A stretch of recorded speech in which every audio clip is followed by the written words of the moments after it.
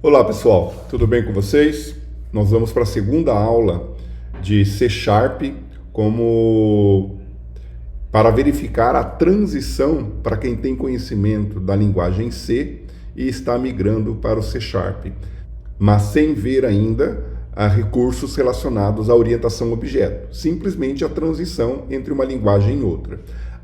E nesse vídeo eu vou trabalhar com vocês a manipulação de matrizes.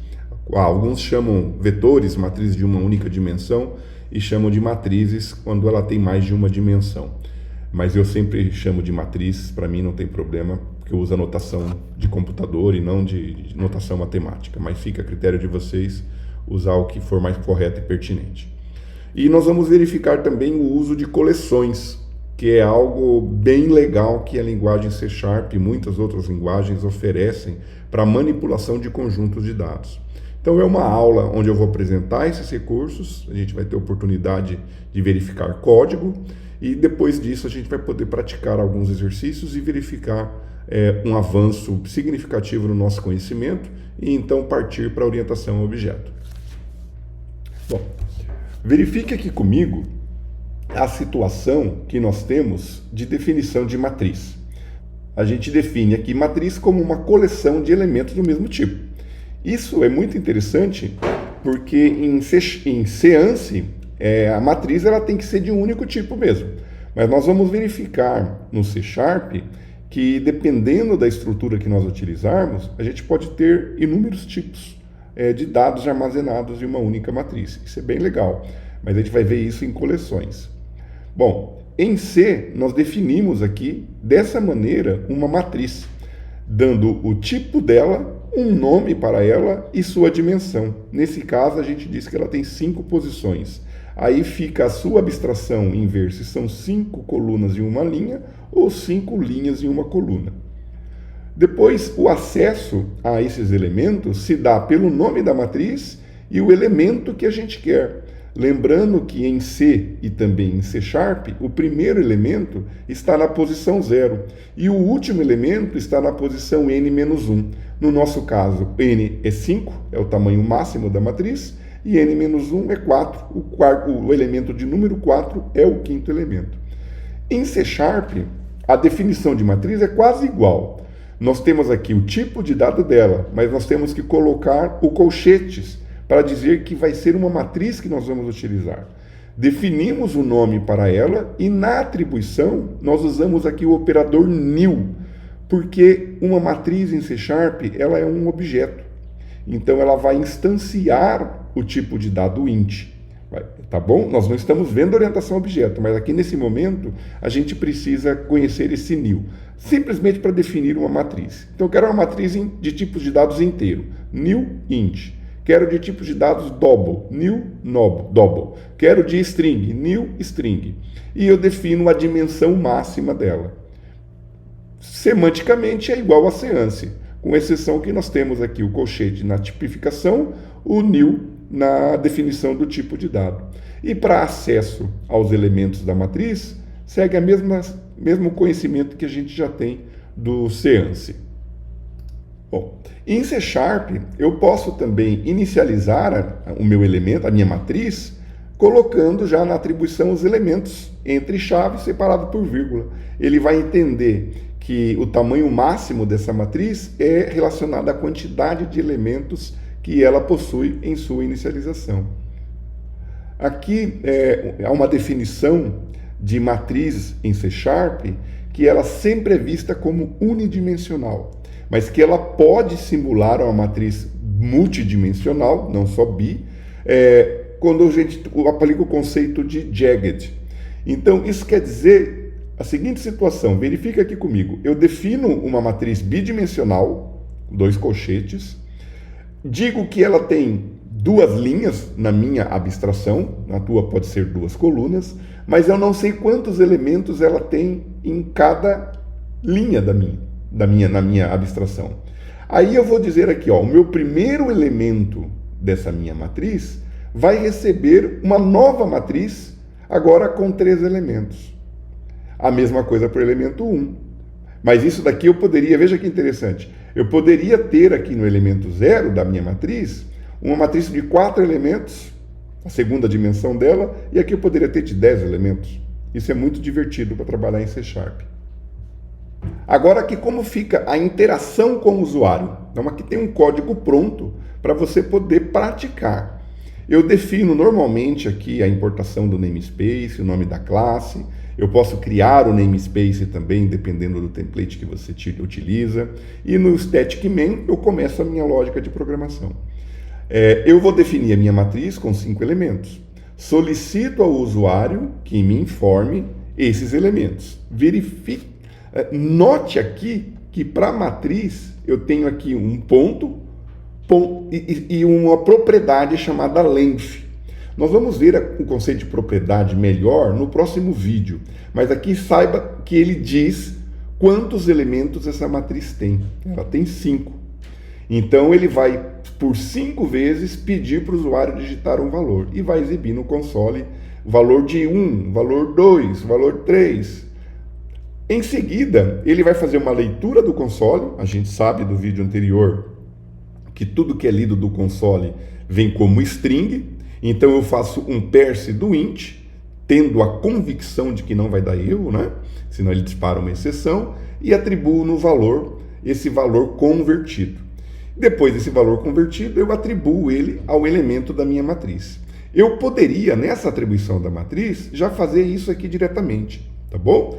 Mas alguns princípios do código limpo diz para a gente fazer etapa por etapa a implementação, para que quem for ler o nosso código no futuro, visivelmente saiba o que está acontecendo. Bom, depois de todos os dados solicitados, eu quero exibi-los. Então, fazendo aqui o uso do for novamente, percorrendo a matriz, o comprimento dela, e aí eu uso aqui interpolação para exibir o dado de cada elemento da minha matriz. É algo bem simples, eu não vou implementar ele aqui agora, mas eu quero que você possa implementá-lo para que você possa entender e visualizar a execução. Uma coisa muito legal, até um aluno meu me perguntou esses dias, como é que eu faço a alocação dinâmica em C#? Eu falei, não se preocupa, C# cuida disso. Tá, mas eu quero redimensionar uma matriz, como é que eu realoco o tamanho dela? Eu falei, não tem isso em C#. Mas a matriz ela vai ter o tamanho que ela tem na hora de criar. Mas e para aumentar? Eu falei, aguenta que você vai ver. Então, para a gente aumentar a dimensão de uma matriz, a quantidade de elementos que ela tem, eu posso usar aqui o método resize da classe array, tá bom? A classe array é a classe de onde as matrizes estendem. Isso é herança, não se preocupa agora, nós vamos ver isso em vídeos futuros. Mas o importante é saber o seguinte, olha, ele vai pegar essa matriz, ele vai identificar que ela tem o tamanho 5 e vai aumentar ela para 10. Ele vai mudar, e essa mudança já vai refletir aqui nessa variável minha matriz, porque eu estou mandando ela como referência. Então o que eu fizer aqui vai ser válido externamente. Aí o que acontece? Eu percorro os elementos a partir do sexto, né, e valendo 5, para verificar os dados que eu vou para atribuir novos dados a ela. Então eu estou atribuindo aqui elementos.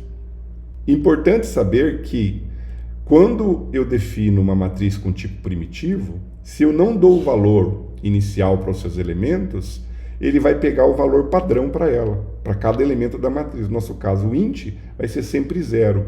Eu estou aos poucos falando para vocês sobre tipos, valores, variáveis nuláveis. Isso é muito importante a gente ir verificando que uma hora a gente vai precisar usar, tá bom? Bom, vamos começar a brincadeira com coleções. Isso é chamado em várias linguagens de collections, tá bom? Então são estruturas de dados que armazenam e gerenciam grupos de elementos relacionados. Veja que ele já não fala do mesmo tipo, mas fala relacionados. E eles fornecem, essas collections, elas fornecem para a gente muitas maneiras, que ele chama aqui de conveniente, de acessar, manipular e organizar esses elementos. Aqui tem uma árvore de hierarquia dos tipos de coleções. Eu vou deixar aqui só de enfeite por enquanto, eu não vou comentar sobre ela. Mas existem vários tipos de coleção. A mais comum, e que nós vamos ver aqui nesse vídeo, é a list, que ele diz que é uma coleção ordenada, ele diz isso, que pode conter elementos duplicados. A ordem é de acordo à entrada. Ele tem outros elementos, o dictionary, hash set, queue, stack, sorted list, linked list, sorted set, queue, e tem vários tipos de coleções que a gente vai ter que estudar e poder identificar qual é melhor para cada situação. Nós vamos ter oportunidade de verificar tudo isso daí. Então, a list é que nós vamos trabalhar. Vamos matar a curiosidade e ver alguma coisa sobre ela. Veja aqui. Eu tenho agora uma variável chamada myList, tipifico ela como list e instancio ela, aqui o new, ela é uma classe. Nós vamos ver orientação a objeto no próximo vídeo. E eu vou dizer o seguinte, olha, eu quero que você adicione o valor 10 nessa lista. Depois eu quero que você avalie, eu quero que você adicione uma string. Depois eu quero que adicione um tipo booleano. Olha, uma coleção com 3 tipos de dados diferentes. Isso é muito legal, mas é muito perigoso. Depois nós vamos ver alguma coisa sobre genéricos, onde a gente pode garantir que não haja essa bagunça desorganizada ou organizada, dependendo do seu caso. Para eu recuperar um dado da minha matriz, eu preciso fazer o que ele chama de cast, que é converter o dado para o tipo que eu quero. Como o myList tem uma variedade de dados, eu quero receber uma string. E eu sei que o segundo elemento da minha lista é uma string, então eu faço essa conversão. Se for um inteiro, vai dar erro, tá bom? Aí tem que ter cuidado com isso. Mas é bem fácil, ó. Declaro, inicializo e adiciono elementos. Então eu tenho uma coleção. Aqui um exemplo, tá bom? Prático, usando o list com interação com o usuário.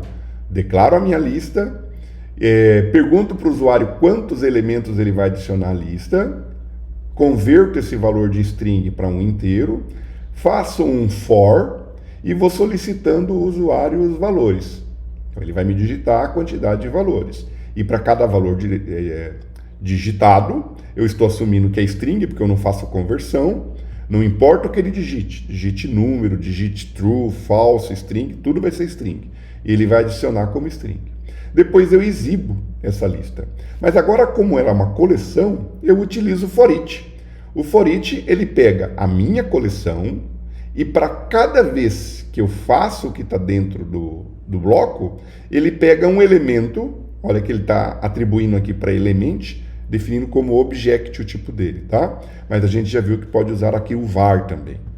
E ele exibe esse dado. Então ele vai percorrer elemento a elemento e vai exibir. Aí depois, olha que legal aqui, ó. Eu quero classificar esses elementos por ordem alfabética, porque é string. Então eu simplesmente pego a minha variável e invoco nela um método chamado sort. É como se fosse uma função, mas ele vai fazer tudo para a gente. E aí eu exibo depois a lista ordenada. Tá duvidando? Testa aí na sua máquina, digita esse código e veja o resultado. Aqui, curiosidade, outros métodos além do add que a gente viu. Eu tenho o remove. Eu quero ter uma lista com valores inteiros e quero remover o elemento que tem o valor 20. Olha que legal, eu só mando ele e ele remove. Faz um teste, exibe a lista, depois remove, depois exibe a lista de novo. E você vai ver que legal. Aqui um outro muito útil, que é para verificar se um elemento existe na minha lista. Vamos tentar pensar aqui, ó. Eu quero ver se o 20 tem nessa lista. Se tiver, exibe. Se não tiver, não exibe. Agora pensa na união do contains com o remove. Olha, eu quero verificar se o 20 tem na lista. Se ele tiver, remove. Se ele não estiver, diz para o usuário, olha, o 20 não está nessa lista. Depois, a gente tem o count. É uma propriedade. Ela retorna quantos elementos nós temos adicionados na lista. E esse count vai mudando de acordo a cada add e de acordo a cada remove. Diferente da matriz, que ela tem o comprimento dela na propriedade length e é imutável, a não ser que a gente chame o método resize ou outros serviços que possam fazer essa funcionalidade. E nós temos aqui ainda outros métodos para você ser curioso, curiosa e pesquisar. O index_of, o clear, o insert, o sort e o reverse. Eu não vou comentar o que eles fazem. Dá uma consultada, mas nós vamos ter vídeos trabalhando com isso. E aqui, para não deixar você triste, uma lista de exercício onde a gente vai poder utilizar alguns daqueles métodos que eu comentei. Então, bora lá tomar uma água e correr para fazer esse exercício. Uma dica, para aprender, faz um projeto para cada enunciado, tá bom? Forte abraço.